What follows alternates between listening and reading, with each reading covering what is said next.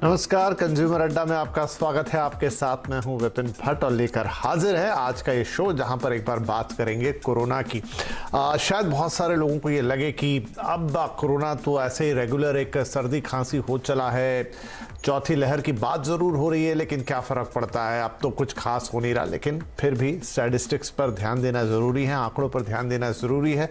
देश में पिछले हफ्ते के मुकाबले इस हफ्ते 60% का जंप है। ये छोटा जंप नहीं होता। हाँ, आप कहेंगे कि संख्या छोटी होगी तो परसेंटेज बड़ा दिखाई देगा, लेकिन फिर भी यहाँ पर रोज़ लगातार पिछले 6 दिनों से 12,000 से ज़्यादा नए केसेस आ रहे हैं और डेथ होना भी जो सिलसिला शुरू हुआ था वो धीरे धीरे बढ़ रहा है। ये कहा जा रहा है कि कोमॉर्बिड्स हैं, उन्हें ज़्यादा खतरा है, लेकिन भारत में आपको लगता है कि कोमॉर्बिड लोग कम हैं? जी नहीं। जहाँ पर डायबिटीज़ के इतने मरीज़ हैं, जहाँ पर ब्लड प्रेशर के इतने मरीज़ हैं, जहाँ पर हार्ट के इतने मरीज़ हैं, आई थिंक ढूंढा जाए तो हर घर में ऐसा 1 या 2 मरीज़ आपको मिल जाएगा जिसे हम कोमॉर्बिड की डेफिनेशन में रख सकते हैं। कुल मिलाकर उन सबकी ज़िंदगी खतरे में पड़ सकती है, इसलिए कोरोना को हल्के में अभी भी नहीं लेना चाहिए। तो क्या कर सकते हैं हम और किन बातों का ध्यान रखना है ज़रूरी जानते हुए भी एक बार फिर से हम दोबारा इस पर चर्चा करेंगे और थोड़ा अंदर जाने की कोशिश करेंगे कि अब ये जो हम चौथी लहर कह लें या जो भी कहें इसको, या चौथा मौका कह लें, जब एक बार फिर कोरोना चर्चा में है, नंबर्स बढ़ रहे हैं, तो उसे कैसे समझें, कैसे जाने। चर्चा करने के लिए आज हमारे साथ कार्यक्रम में है Asian Institute of Medical Sciences के director respiratory and critical care doctor Manav Manchanda, JSI के managing director doctor Sanjay Kapoor और public health analyst Sameer Bhatia. आप सभी का बहुत बहुत स्वागत है। डॉक्टर मनचंदा, जैसा मैंने कहा कि 60% केसेस, शायद डॉक्टर मनचंदा फिलहाल हमारे साथ नहीं जुड़े हैं, तो डॉक्टर कपूर आपसे हम शुरुआत करते हैं। जैसा मैंने कहा कि वीकली बेसिस पे 60% का जंप है। लगातार 6 दिन हो चुके हैं जब हम 12,000 नए केसेस देख रहे हैं। केरल और महाराष्ट्र हमेशा की तरह हॉटस्पॉट हैं। लोगों को कोरोना हो भी रहा है और हॉस्पिटलाइजेशन भी हो रहा है, लेकिन इस बार उसकी इतनी ज़्यादा चर्चा नहीं है। क्या हमें इसे हल्के में लेना चाहिए? नहीं, मैं कहूँगा कि इसको हल्के में नहीं लेना चाहिए, क्योंकि ये केसेस बढ़ रहे हैं। जैसा कि आप लोगों ने न्यूज़ में भी सुना होगा, सब लोगों ने, केसेस बढ़ रहे हैं और हमें पूरी एहतियात बरतनी है। हमें भीड़ भाड़ वाले इलाकों से बचाव करना है और मास्क लगा के रखना है, क्योंकि कोई पता नहीं है अभी कि ये केसेस कहाँ पर जाके रुकेंगे। बढ़ना शुरुआत हुई है, महाराष्ट्र और दिल्ली में और केरला में बढ़ रहे हैं। हो सकता है और भी स्टेट्स में बाद में आए, क्योंकि इसको प्रिडिक्ट करना बड़ा मुश्किल है। इसलिए ये बहुत ज़रूरी है कि हम लोग एहतियात बरतें, मास्क ढंग से लगाएं, और अगर जिन लोगों ने वैक्सीनेशन, डबल वैक्सीनेशन नहीं करवाया है, वो करवाएं। और जो लोग एलिजिबल हैं प्रिकॉशन डोज़ के लिए, खासकर जो 60+ लोग हैं, उनके लिए बहुत ज़रूरी है प्रिकॉशन डोज़ लेना, जिससे कि हॉस्पिटलाइजेशन का रेट कम हो जाएगा और उनको अगर कोरोना होगा भी तो माइल्ड होगा, क्योंकि कोमॉर्बिड कंडीशंस में ये ज़्यादा सीवियर देखा गया है। हॉस्पिटलाइजेशन भी ज़्यादा होती हैं और डेथ भी ज़्यादा हो सकती हैं। तो इसलिए बहुत ज़रूरी है कि लोग मास्क पहनें और डबल वैक्सीनेशन कराएं। इसको हल्के में लेना बिल्कुल भी ठीक नहीं है। जो केसेस हमें दिख रहे हैं वो केसेस हैं जो टेस्ट कराए जिन लोगों ने। बहुत से हज़ारों लोग ऐसे हैं, बल्कि ज़्यादा, जो कि सेल्फ टेस्टिंग घर में कर रहे हैं और उनकी कोई रिपोर्ट आती नहीं है। उनका पता नहीं चलता है कि वो पॉजिटिव हैं कि नहीं है, क्योंकि वो उस अखबारों में रिपोर्ट नहीं आती है, वो वहीं पे घर में ही टेस्ट करते हैं। तो वो भी केसेस बहुत ज़्यादा हैं। तो इसलिए ओवरऑल मिला के मैं ये कहूँगा कि केसेस बढ़ रहे हैं और हमें बहुत ध्यानपूर्वक रहना है। हमें जितनी प्रिकॉशंस हो कोविड अप्रोप्रिएट बिहेवियर की, वो लेनी चाहिए। जैसा कि मैंने बताया, ठीक से मास्क लगाना है और अपने आप को वैक्सीनेट करना है। अगर हम डबल वैक्सीनेटेड नहीं हैं तो जल्दी से जल्दी सेकेंड डोज लगवाएं। अगर प्रिकॉशन डोज़ के लिए हम लोग एलिजिबल हैं तो प्रिकॉशन डोज़ लगाएं। जी बिल्कुल। ये बातें सारी ध्यान में रखने की है। हमारे दर्शक जानते भी हैं, लेकिन ये है कि कई बार जब थोड़ा सामान्य समय आता है तो ये एक हैबिट होती है, या कह लें एटीट्यूड हो जाता है कि अब आप थोड़ा हल्के में लेने लग जाते हैं चीज़ों को, आप अपने प्रिकॉशन डोज को थोड़ा टालने लगते हैं, मास्क हट जाता है। भाटी साहब, जैसा डॉक्टर साहब भी कह रहे हैं कि यहाँ पर जो नंबर्स हैं वो तो हमें सिर्फ एक टिप ऑफ द आइसबर्ग जिसे आप कहें वैसा ही दिखाई दे रहा है, क्योंकि बहुत सारे लोग अव्वल तो टेस्ट करा नहीं रहे, करा रहे हैं तो घर के अंदर इन दिनों टेस्ट हो जाते हैं। राज्य सरकारों की तरफ से भी ऐसा बहुत प्रेशर नहीं है, शायद महानगरों में होगा, लेकिन बहुत सारी जो टियर 2 टियर 3 सिटीज हैं वहाँ टेस्टिंग इतनी जोरों पर नहीं है। बिल्कुल बिल्कुल। देखिए, यहाँ पे अभी हमें समझना ही जरूरी है, जैसे हम शुरुआती दिनों से बात कर रहे हैं 2020 से, जो हमारी 2020 के अंदर या जो हमारी 2021 के अंदर टेस्टिंग स्ट्रेटेजी थी, निश्चित तौर पे 2022 के अंदर वो वाली पॉलिसी नहीं है। जैसा ICMR ने अपनी टेस्टिंग की गाइडलाइंस रिवाइज की थी फिलहाल सिचुएशन को देखते हुए। जैसा ओमिक्रॉन वेरिएंट के अंदर हमने देखा, थर्ड वेव के अंदर भारत में देखा कि उसकी ट्रांसमिसिबिलिटी ज्यादा है, संक्रमण दर काफी ज्यादा है, और फिलहाल अभी हम देख भी रहे हैं वही हमारा एक डोमिनेंट वेरिएंट है, जो BA.2 और BA.1 वही डोमिनेंट वेरिएंट है जिसकी वजह से केसेस ज्यादा आ रहे हैं। टेस्टिंग का जो अभी फिलहाल प्रोटोकॉल है वो हमारे जो सिम्टोमेटिक पेशेंट्स है उन्हीं का हम टेस्ट कर रहे हैं। देखिए फिलहाल अभी अगर हम देखें जिस तरह से हमारी जीनोम सीक्वेंसिंग की जो भी रिपोर्टें आ रही है उसमें ओमिक्रॉन के ही सब लीनिएजेस आ रहे हैं, जिसमें कि 2 नए सब लीनिएजेस जिसमें BA.4 और BA.5।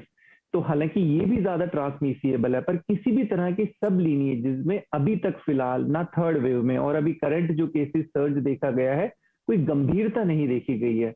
अब यहाँ पर एक चीज हमें समझने वाली जरूरी है कि क्या अभी फिलहाल हमारे लिए जो नंबर है वो ज्यादा सिग्निफिकेंट है, R value, positivity rate, active cases, नहीं, ये बहुत ज्यादा सिग्निफिकेंट या इनका बहुत ज्यादा रेलेवेंस नहीं है। फिलहाल अभी की करंट सिचुएशन की बात करें तो यहाँ पर हमें सबसे ज्यादा देखने वाली बात है कि किसी भी तरह की हमारी सीवियरिटी या गंभीरता तो नहीं देखी जा रही। हाँ, एक चीज इसमें बिल्कुल जरूर नोटिस हो रही है जो हमने थर्ड वेव के अंदर भी देखा, जो हमारा ओमिक्रॉन है और इसके जो सब लीनिएजेस हैं ये इम्यून एस्केप जरूर कर रहे हैं। मतलब आपको एक बार इन्फेक्शन हो चुका है या आपको वैक्सीन भी लग चुकी है तो आपको ब्रेक थ्रू इन्फेक्शन के केसेस काफी ज्यादा फिलहाल भी अभी हम जो पॉजिटिविटी रेट देख रहे हैं, जो केसेस आ भी रहे हैं हमारे पास, इनको ऑलरेडी पहले से जो है वैक्सीन लग चुकी है। तो ब्रेक थ्रू इन्फेक्शन निश्चित तौर पे ज्यादा हमने इसके अंदर देखा गया है। इसके अलावा हम बात करें तो लोगों के अंदर एंटीबॉडीज भी डिक्लाइन होना शुरू हो गया है, क्योंकि आप ये देखिए कि काफी सारी संख्या ऐसी है जिनको 9 मंथ पूरे नहीं हुए हैं अभी, क्योंकि 9 मंथ से पहले आप एलिजिबल नहीं हो सकते बूस्टर के लिए, तो वो लोग भी ससेप्टेबल हो जाते हैं। इसके अलावा एक हमारा काफी बड़ा ऐसा गैप है जिसमें अगर हम बच्चों की भी बात कर लें, बच्चे भी अभी आप ये देखिए कि जो 12 साल से नीचे वाला एज ग्रुप है जिसके लिए ऑलरेडी वैक्सीन अप्रूव हो चुकी है, तो वो भी ससेप्टेबल एज ग्रुप है, उनके लिए अभी वैक्सीन फिलहाल रोल आउट नहीं हुई है। इसके अलावा बहुत सारी रीजन अभी देख रहे हैं जिसकी वजह से ये नंबर्स तो निश्चित तौर पे बढ़ेंगे, क्योंकि अब समर वेकेशन आ गया है, ट्रैवल ज्यादा बढ़ गई है। आप ये देखिए इंटरनेशनल और डोमेस्टिक ट्रैवल अब काफी ज्यादा बढ़ गई है, इकोनॉमिक एक्टिविटीज पूरी फुल फ्लैश पे चल रही है, तो ये बहुत सारी रीजन है। पर अभी फिलहाल अगर हम टेस्ट करें काफी ज्यादा रैंडमली जिस तरह से हम कर रहे थे तो ये संख्या और भी ज्यादा बढ़ सकती है। अभी जिस तरह से स्टेट को सभी को गाइडलाइंस गई है कि ज्यादा से ज्यादा हमें सैंपल साइज बढ़ाना है जीनोम सीक्वेंसिंग का, ताकि हम ये ध्यान रख सके कि कोई नया वेरिएंट तो नहीं आ रहा है। राइट, तो यहाँ पर टेस्टिंग तो डेफिनेटली बढ़ानी ही पड़ेगी ताकि आपको एक एक्यूरेट नंबर मिले, और खासतौर पर जीनोम सीक्वेंसिंग, क्योंकि कोई नया वेरिएंट है उसका खतरा हमेशा बना रहता है। डॉक्टर मनचंदा हमारे साथ जुड़ गए। डॉक्टर मनचंदा, अभी NTGI ने एक सुझाव भी दिया है कि जो अभी भाटी साहब भी बोल रहे थे कि बहुत सारे लोगों में देखा जा रहा है कि उनकी एंटीबॉडीज कम हो रही है, तो उन्होंने कहा कि 9 महीने की जगह आप घटा के जो प्रिकॉशन डोज है उसे 6 महीने पे ले आइए। कितना जरूरी और आवश्यक लग रहा है मौजूदा स्थिति में? ये एक्चुअली हम लोग देख रहे हैं कि जो वायरस अभी वापस बढ़ने लगे हैं नंबर, इसका एक कारण ये है कि जो लोगों में इम्यूनिटी है जो वैक्सीन से मिली थी जी, उसका सपोर्ट बॉडी में कम हो गया है। तो वो कम होने के कारण ये है कि वैक्सीन लगे लोगों को 9 महीने साल के करीब हो गया है जिसको सेकंड डोज लगा था, और हम ये देख रहे हैं कि वैक्सीन का इफेक्ट बॉडी में धीरे धीरे इसमें डिके हो रहा है। तो जरूरी है कि हम ये जो बूस्टर डोज है, जो कुछ लोग एक्चुअली घबरा भी रहे हैं लेने से, बूस्टर डोज का जो टाइम है वो 9 महीने से घटा के हम 6 महीने में करें। की आवाज हमारे पास ठीक से नहीं पहुंच रही, हम दोबारा उनसे रिकनेक्ट करने की कोशिश करेंगे। मैं डॉक्टर कपूर के पास फिर से जाता हूं। डॉक्टर कपूर, क्या ये जो मौजूदा स्थिति है, अभी तो हम इसे टेक्निकली एक चौथी लहर नहीं कह सकते, लेकिन लहर कहें ना कहें, लेकिन क्या ये यहाँ से बढ़ती हुई दिखाई दे रही है? मतलब शायद हम ज़्यादा फिक्र इसलिए नहीं कर रहे कि एक ऐसा मेजर हॉस्पिटलाइजेशन का रेट नहीं है, या हॉस्पिटलाइजेशन हो भी रहे हैं तो उससे कोई ऐसी क्रिटिकल सिचुएशन नहीं बन रही है, लेकिन अगर इस पर ध्यान नहीं दिया तो धीरे धीरे हम पाएंगे कि शायद ये पूरे देश में नंबर बढ़ते हुए दिखाई देंगे। हाँ, ये बात सही है आपकी कि अभी नंबर धीरे धीरे बढ़ रहे हैं, हॉस्पिटलाइजेशन भी इतनी नहीं है, डेथ रेट भी कम है, बट इसके बारे में कहना बड़ा मुश्किल है कि ये कहाँ पे वेव जाके रुकेगी, जो भी अगर वेव बनती है चौथी, अभी तो हम नहीं कह सकते, बट एक अपसर्ज तो दिखने में सर्टनली ज़रूर दिख रहा है हमको।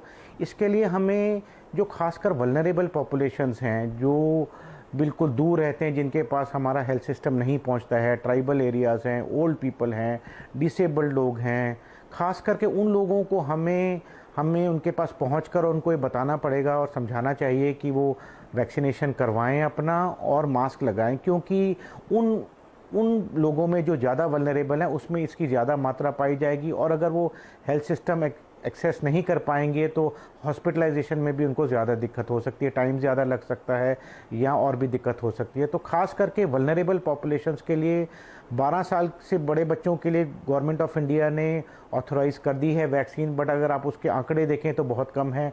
12 साल से ऊपर बच्चे कॉर्बेवैक्स बहुत कम लग रही हैं, बहुत ही कम परसेंटेज है उन बच्चों की। और मेरा तो आपके चैनल से यही कहना है कि हर बच्चे को वैक्सीन लगे, स्कूल चाहे जा रहे हैं चाहे स्कूल बंद हैं, जैसे भी हैं उन बच्चों को भी वैक्सीन लगनी चाहिए, क्योंकि corona anywhere means corona everywhere, क्योंकि ये ड्रॉपलेट के थ्रू फैलता है, तो किसी को भी होगा तो बाकियों को भी फैलने की आशंका बहुत बढ़ जाती है। इसलिए जो भी एलिजिबल हैं उनको वैक्सीनेशन प्रॉपर जो भी गवर्नमेंट की गाइडलाइंस है उसके हिसाब से लगवानी चाहिए।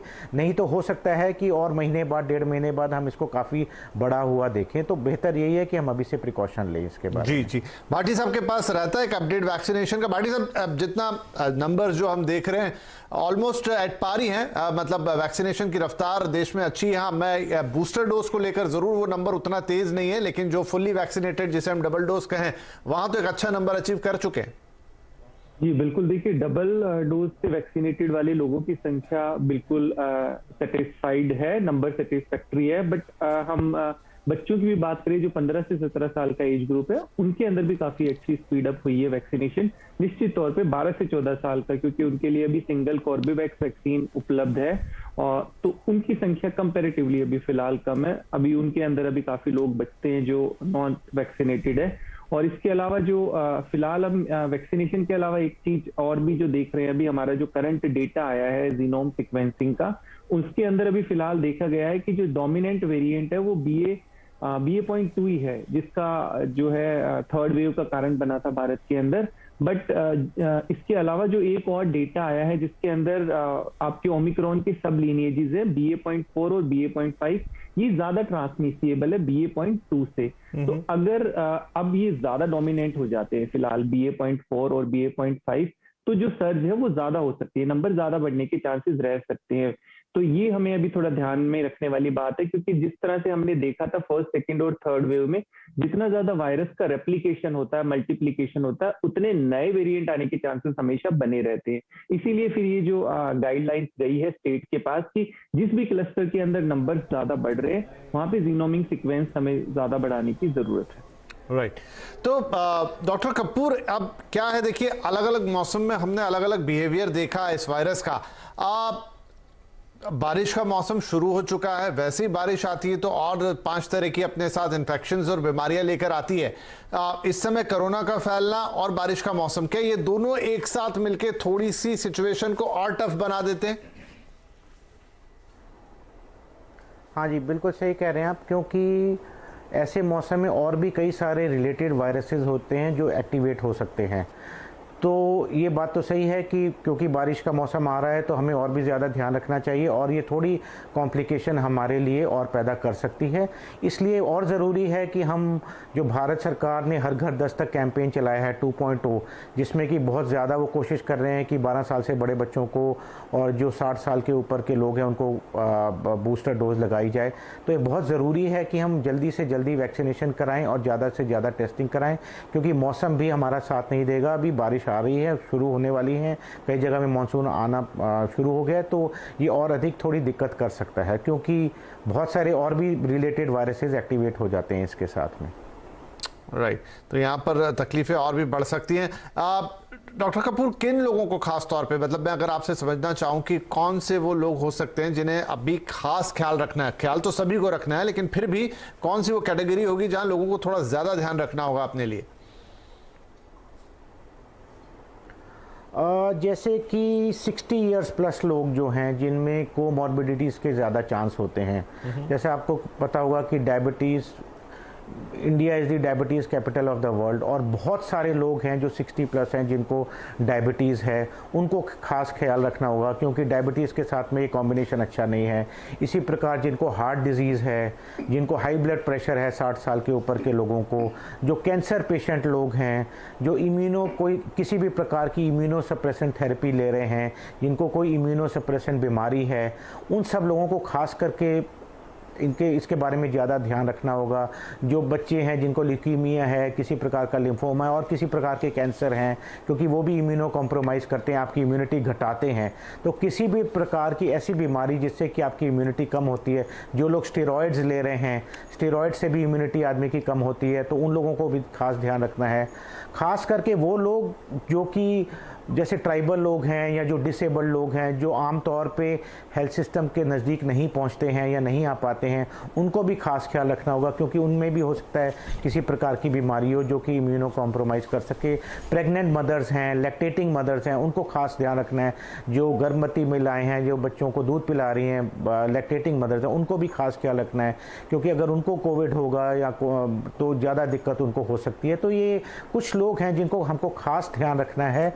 वैसे तो ध्यान सबको रखना है, बट इन लोगों के लिए खास तरीके से इनको अपना सुरक्षित रहना चाहिए क्योंकि इनको दिक्कत ज़्यादा हो सकती है अगर कोविड होगा तो। हॉस्पिटलाइजेशन की भी आशंका बढ़ जाती है और लॉन्ग कोविड की भी संभावना इनमें ज़्यादा बढ़ जाती है, जो मैंने आपको खास वल्नरेबल ग्रुप्स बताए थे। राइट तो देखिए, ध्यान तो रखने का वक्त आ गया है। हल्के में लेंगे तो तकलीफें बढ़ सकती हैं। आप एक छोटा ब्रेक यहाँ पर लेते हैं, लेकिन एक बड़ा और महत्वपूर्ण सवाल हम उठाएंगे ब्रेक के बाद, और वो ये कि क्या हो सकता है कि आपको कोविड हो जाए और कुछ खास प्रॉब्लम ना आए, लेकिन बार बार कोविड होना भी क्या आपके लिए अच्छा है? क्या लॉन्ग टर्म में ये नुकसान पहुंचा सकता है? क्या ये कुछ और प्रॉब्लम्स आने वाले वक्त में अदर देन कोविड खड़े कर सकता है? और साथ ही आपको अभी और क्या चीजें करनी चाहिए अपनी इम्यूनिटी को इन प्लेस रखने के लिए? ये दोनों महत्वपूर्ण सवाल इस छोटे से ब्रेक के बाद।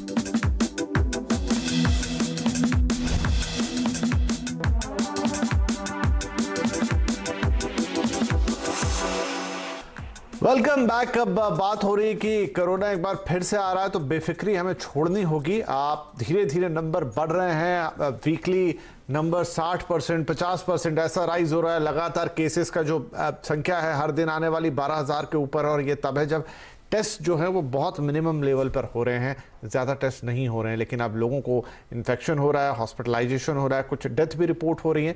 तो एक बार फिर वक्त आ गया है कि हम इन चीज़ों पर ध्यान दें और अलर्ट हो जाएं, क्योंकि अब बारिश का मौसम भी शुरू हो चुका है। तो डॉक्टर मनचंदा का कनेक्शन एक बार फिर जुड़ चुका है, हम उनसे भी बातचीत करेंगे। डॉक्टर मनचंदा, एक जो महत्वपूर्ण सवाल था वो ये कि बहुत सारे लोगों को लग रहा है कि ठीक है अब हम वैक्सीनेटेड हैं, कोविड हो भी गया, दोबारा ठीक हो जाएंगे सर्दी खांसी की तरह, लेकिन क्या बार बार कोविड हो जाना या बार बार कोविड पॉजिटिव हो जाना भी कोई अच्छी बात है? मतलब क्या ये लॉन्ग टर्म में आपको इंटरनली डैमेज कर सकता है? Yes, good evening. सो ये प्रॉब्लम हम देख रहे हैं जिसको हम लोग लॉन्ग कोविड सिंड्रोम कह रहे हैं आजकल हमारी मेडिकल फ्रेटर्निटी में, कि कोविड के कॉम्प्लिकेशंस कुछ लोगों को काफी साल महीनों से चल रहे हैं और कुछों को साल भी हो गया, जैसे पिछले साल जिसको कोविड हुआ था। इसमें जो कॉम्प्लिकेशंस हैं वो किसी को हार्ट से रिलेटेड, किसी को क्लॉटिंग से रिलेटेड, किसी की जनरल वीकनेस से रिलेटेड, ये प्रॉब्लम्स कई लोगों को परसिस्ट कर रही हैं। तो ये तो जो पिछली बार हमने डेल्टा का इफेक्ट देखा था, उसके बाद भी लोगों को अभी लंग्स में कुछों का डैमेज है जो अभी तक रिकवर नहीं करा है।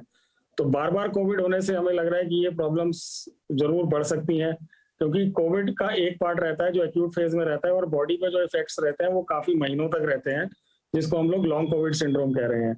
और हमने ये देखा है कि कुछ लोगों को महीने या 2 महीने बाद लोगों को हार्ट प्रॉब्लम हो गया, या किसी को लंग्स में क्लॉट हो गया, किसी की वीकनेस है जो परसिस्ट कर रही है, किसी की नेजल प्रॉब्लम है, नाक में स्मेल ही चली गई है लोगों की। सो ये प्रॉब्लम्स भी लोगों को परसिस्ट कर रही हैं, और ये जितना कोविड का इन्फेक्शन हमको होगा उसके चांसेस बढ़ने के चांस काफी हैं। ठीक, तो भाटी साहब, अलग अलग तरह की रिपोर्ट से आपका वास्ता पड़ता है, किस तरह के इश्यूज ज्यादा हो रहे हैं लोगों में लॉन्ग कोविड की अगर बात करें? सबसे ज्यादा तो इस तरह के जो पोस्ट कोविड में फिलहाल हमने देखा था, वो एक जस्ट कोविड के आफ्टर हमने वो म्यूकरमाइकोसिस वगैरह के केसेस देखे थे। उसके बाद पोस्ट कोविड में स्पेशली जैसे अभी डॉक्टर साहब ने भी बताया, क्लॉटिंग वाले, इस तरह के हमारे पास पल्मोनरी एंजियो वगैरह, सीटी एंजियो जैसे केसेस काफी ज्यादा, जिनके अंदर पेशेंट्स की इस तरह की क्लॉट्स वगैरह डिटेक्ट हुए हैं। इसके अलावा अगर हम देखें तो हमारे जो न्यूरोलॉजिकल केसेस है वो भी काफी ज्यादा बढ़ गए हैं। पेशेंट इस तरह की कंप्लेंट करता है, हेडेक और लॉन्ग, उसके बाद फिर वो स्कैन कराने आते हैं। ऐसे काफी सारे मल्टीपल केसेस आ रहे हैं। मतलब ऐसा नहीं है कि किसी एक बॉडी के किसी एक ऑर्गन को अफेक्ट करता है। पोस्ट कोविड सिक्वेले में हमने देखा है कि ये हर एक बॉडी के ऑर्गन को अफेक्ट करता है। और हमारे पास जो मल्टीपल जो इन्वेस्टिगेशंस पेशेंट्स के इस तरह के आते हैं जिनको सेकेंड वेव में कोविड हुआ था या जिनको फर्स्ट वेव के अंदर कोविड हुआ था। राइट, चलिए, तो ये सब चीजें हैं जिनका ध्यान रखना जरूरी है, क्योंकि आप बार बार कोविड होना, भले ही आप उससे ठीक हो जाएं, लेकिन ये आपके लिए अच्छा नहीं है। तो खुद का बचाव करना ही सबसे अच्छी बात है। डॉक्टर कपूर, वैसे तो हम सब जानते हैं कि आपको अपनी इम्यूनिटी पर काम करना चाहिए। क्या आप अपनी इम्यूनिटी पे काम करके काफी हद तक इस खतरे को कम कर सकते हैं? शुरू में तो लोगों ने बहुत सारी चीजें की, चाहे वो आयुर्वेदिक चीजें हो, चाहे वो योगा हो, तमाम चीजें, लेकिन मैंने जैसे कहा ना कि जब चीजें थोड़ी रूटीन में आ जाती है तो एक लेथार्जी आ जाती है चीजों को लेकर, और फिर वैसे ही ढर्रा चलने लगता है। नहीं, देखिए, जनरल इम्यूनिटी अगर आदमी की इम्प्रूव होगी तो उससे कुछ लेवल ऑफ प्रोटेक्शन तो होगी। ऐसा नहीं है कि उसको कोविड कभी हो नहीं पाएगा, बट अगर उसकी इम्यूनिटी अच्छी है और उसकी बॉडी की डिफेंस मैकेनिज्म स्ट्रॉन्ग है बाहरी किसी भी कीटाणु से लड़ने के लिए, तो एक जनरल प्रिंसिपल होता है कि उस पर्सन को, उस आदमी को अगर बीमारी होगी भी तो इतनी सीवियर और इतनी स्ट्रॉन्ग नहीं होगी अगर उसके बॉडी डिफेंसेस अच्छे होंगे तो, जिसके लिए हम अच्छा खाना खा सकते हैं, विटामिन सी ले सकते हैं, जिंक वगैरह और कई प्रकार के न्यूट्रिएंट सप्लीमेंट्स भी ले सकते हैं, जिससे कि हमारी बॉडी की अच्छी, आयुर्वेद अगर कोई लेना चाहे वो भी ले सकता है, जैसा जिसको ठीक लगे वो ले सकता है। तो उससे कम से कम ये फ़ायदा होगा कि अगर उसको कोविड होता भी है तो इतना उसको स्ट्रॉन्ग नहीं होगा और उसकी बॉडी की लड़ने की शक्ति अच्छी रहेगी। जो ऑलरेडी लोग इम्यूनो कॉम्प्रोमाइज्ड हैं, जैसे मैंने आपको बताया, जैसे कैंसर पेशेंट हैं या जो स्टेरॉइड्स ले रहे हैं या जिनकी इम्यूनिटी और किसी डायबिटीज़ की वजह से कम है, उनको अगर कोविड होता है तो उनको ज़्यादा स्ट्रॉन्ग हो सकता है, हॉस्पिटलाइजेशन का चांस ज़्यादा हो सकता है। तो बेहतर यही रहेगा कि हम अपनी मास्क तो लगाएं ही, वैक्सीनेशन भी कराएं, बट अपनी इम्यूनिटी भी अच्छी रखें, अच्छा खाना खाएँ, पौष्टिक खाना खाएं, हाई प्रोटीन डाइट खाएं, विटामिन सी ले सकते हैं, जिंक ले सकते हैं, और भी कई प्रकार के सप्लीमेंट्स हैं वो ले सकते हैं, ताकि हमारी ओवरऑल इम्यूनिटी अच्छी रहे, जिससे कि हमारी बॉडी की लड़ने की शक्ति बाहर के कीटाणुओं से बनी रहे और कम ना हो किसी भी प्रकार से। तो ये हमें ध्यान रखना ज़रूरी रहेगा। राइट, तो आपको अपनी इम्यूनिटी पे एक बार फिर से काम करना चाहिए। कुछ खास इसमें रॉकेट साइंस नहीं है या बहुत मेहनत का काम नहीं है। सब जानते हैं कि इम्यूनिटी बेहतर करने के लिए क्या करना है। थोड़ा सा रूटीन और थोड़ी सी डाइट आपको फॉलो करनी रहती है। अच्छी नींद लीजिए ताकि आपकी बॉडी का रिपेयरिंग भी अच्छी तरीके से हो सके। मास्क, देखिए, बहुत सारे स्टेट में कंपल्शन हट गया है मास्क लगाने का ऑलमोस्ट सभी जगह, लेकिन अगर आप लगा लेते हैं, इसमें किसी राज्य सरकार या केंद्र सरकार के आदेश की जरूरत नहीं है। अगर आपको लग रहा है कि कोरोना के केसेस बढ़ रहे हैं, मास्क आपकी बहुत सारी चीजों से मदद करता है। जैसा हमने कहा कि बारिश का मौसम ही आ चला है, 10 दूसरे तरह के वायरस होते हैं, उन सब से भी मास्क आपको बचा ही सकता है। तो बहुत छोटी सी बातें हैं। जैसा मैंने आपसे कहा कि शायद आपके अंदर दोबारा ठीक होने की क्षमता हो, शायद ये वायरस उतना स्ट्रांग ना हो इस बार इसका ये वेरिएंट, लेकिन अगर बार बार आप कोरोना से ग्रसित होंगे तो लॉन्ग टर्म में आपकी बॉडी के अंदर कई इश्यूज आ सकते हैं। उससे आपको बचना चाहिए, और ये एहतियात सभी के लिए, बात सिर्फ कोमॉर्बिड या नॉन कोमॉर्बिड लोगों के लिए नहीं है, हम सबको ही उससे बचना है। तो आप तमाम महानुभावों का बहुत शुक्रिया, आपने वक्त निकाला और ये सारी बातें हमारे साथ शेयर किया। एंड होप कि ये सारा इनसाइट दर्शकों के काफी काम आएगा और एक जागरूकता बढ़ाने में मदद करेगा। बहुत शुक्रिया, नमस्कार।